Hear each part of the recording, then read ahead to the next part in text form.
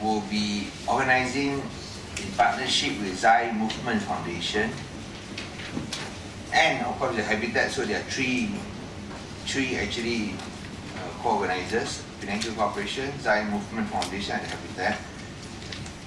Climb to Change a Life at Penang Hill. So we are organizing the second Climb to Change a Life at Penang Hill on the 16th of July. I will be attending, but I will be climbing. So we are giving actually children with physical disabilities an opportunity to enjoy life-changing experiences through taking part in physical activities and games. We know nowadays that climbing is actually getting very popular sport, especially after Alex Honnold did a free solo at El Capitan at the Yosemite National Park in America. For those who do not know El Capitan, that is the sheer cliff, a granite cliff of 3,000 feet, 90 degrees, sometimes even the other way. So you got to climb like this. So it's an amazing climb. Free solo means you climb without any gear, just use your hands. Free, and then solo means no protection. So if you fall, you die. So you have no safety nets, you have no rope. You just use your hand. There's no rope, no safety net, so you climb. And then he's the first one that have done that. That I think will be a legend. But what we're seeing is that even exciting young girls, that there's one American-Japanese, Asamiya, I think. Asamiya, a 14-year-old girl who is said to be the most talented young climber, also climbing. So I think that is a very going to be a growing popular sport. You don't know what I'm talking about. No, very well. You know Alex Honnold? I know very well because I did a little bit of ice climbing. So you know Alex Honnold? No. And then you don't know. Then you know what I'm talking about. Because if you do climbing and do not Alex Honnold, then you don't know. He's you know, like the man who have broken the 4-minute barrier. These are just incredible human feats. Imagine climb 3,000 feet up with the highest degree of difficulty and free solo. That means with your bare hands, no ropes, nothing, just with your hands, no nail, nothing, and then most important of all, no protection. So if you slip and fall, that's it. So I think finish that. That will come out in National Geographic as a documentary soon. We just finished that climb in early June this year. So as I said, this is a very popular sport now.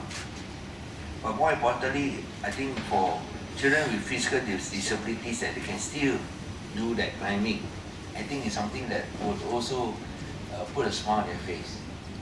After all, nature is open to anyone who can climb, and you don't need 4 limbs, sometimes 2 limbs also sufficient. So each participant will be accompanied by 2 family members and 2 caregivers or volunteers. The main activity is a 1.6 kilometer walk through the Habitat's nature trail, giving participants the opportunity to touch, smell, see and hear the natural forest. The first climb last year drew more than 30 children, 60 family members and 70 caregivers. This year we hope to host another group of children with limb deficiency or cerebral palsy at the forthcoming Climb to Change a Life at Penang Hill 2017 event. We are targeting 40 children and 200 caregivers and volunteers to go through the challenging but yet safe 1.6 kilometer walk through the Habitat's nature trail. There is no cost to participate in this meaningful event. Participants will be awarded with medals and certificates.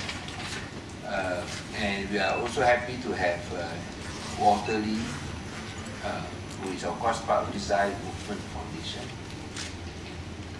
and has a very successful corporate career in Bangkok, Thailand, with his wife Nok, and also with 3 wonderful and loving children. He is actually a very famous chef as well as TV personality.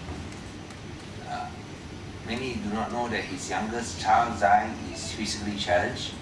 He was born with only 1 complete left arm, half a right arm and a malformed left leg and without right leg. But also I'm sure he's living life fully through the support of Walter, who has use that experience to try to provide care and most important hope to other similar children. So well done. Well done. So he has taken it a step further by setting up the ZY Foundation, named after his son, in 2010, with a mission to help many similarly afflicted children, not just in Thailand but also Southeast Asia, and has a Penang boy. He's now also want to do the same in Penang. Even now he's based in Bangkok. So these are one of the challenges that we had discussions. So we said that why don't we can do it together? We're doing it at Penang Hill, the #1 field resort in Malaysia. Okay, any questions? Or you want to say a few words? Thank you, CM, Mr. Lim. An honor, Mr. Chong, Alan, Mr. Chong, Penang Hill. Adrian of ZMF Malaysia. Thank you once again. This whole thing started in 2012 when me and a bunch of friends carried Zai up Kinabalu. He became the youngest disabled child in the world to summit Kinabalu. And in 2015, he became the youngest disabled child to summit Kilimanjaro in the world. So this event wasn't so much about a personal achievement, but it was the group of people that had helped me to carry this differently able boy to summit these mountains, have all respectively written back to me within 2 weeks after the climb that the most memorable moment of that climb wasn't submitting the highest mountain in Southeast Asia or in Africa, but the few moments that they had with my son on their back. So that got the ball rolling, and I came back to my media friends in Thailand, and we started this Climb to Change a Life thing. Climb to Change a Life has got 5 criteria to be met to be considered a Climb to Change a Life. One, there has to be parents accompanying, because the objective is not about a personal achievement. The objective is about to create a bonding, an unforgettable experience, if you may, between the child and the parents, because children do remember what their fathers and their mothers go through for them. So it's a very powerful experience. 2, there will be volunteers. So the volunteers we talk about here is the public. So normally, as Mr. Lim has mentioned, it's 4 volunteers to a family, because for those who have done it before, it's a very powerful experience, because you know when you help somebody up a hill, actually just 2 flights of stairs, how challenging that could be. And to think that these people have to live the rest of their lives like this, so it's a very powerful 2-way learning. And this is not about going as really high mountains or hills like that. It's just symbolic that we pick a very simple activity like climbing a hill, and it reflects on our perspective in life completely, or it changes. 3, to be considered a Climb to Change a Life, there has got to be an activity what we call making a mark.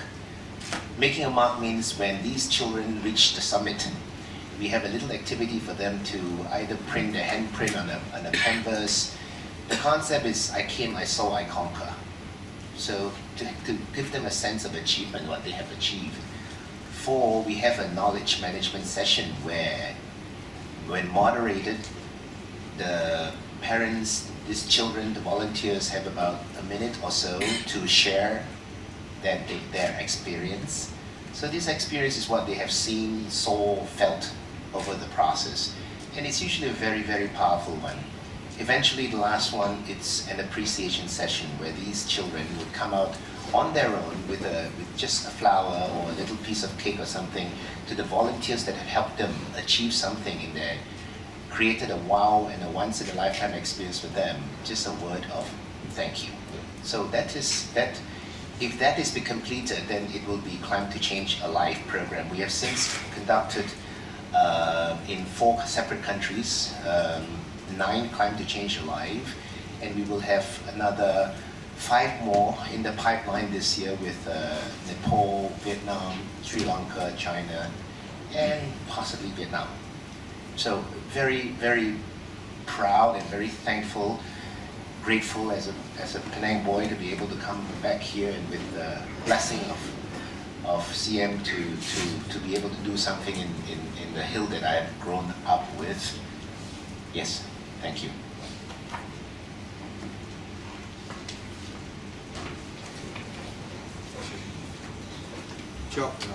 Chuck, our Penang Hill Corporation GM. Thank you, Dr. Sian. Once again, I think Penang Hill is very honored and very happy to co-host and co-organize this event together with the Zai movement and also the Habitat. I guess the Penang Hill Corporation would like to play a role by bringing people up to the Penang Hill, and not just enjoying the nature, but also to be able to play a part in bringing children with disability and have them to enjoy the nature, and not just as individual, but as also as a group outing together. In that way, I think the Climb to Change Alive is not only changes the children, the participants, but also the caregivers and the volunteers and family members as well.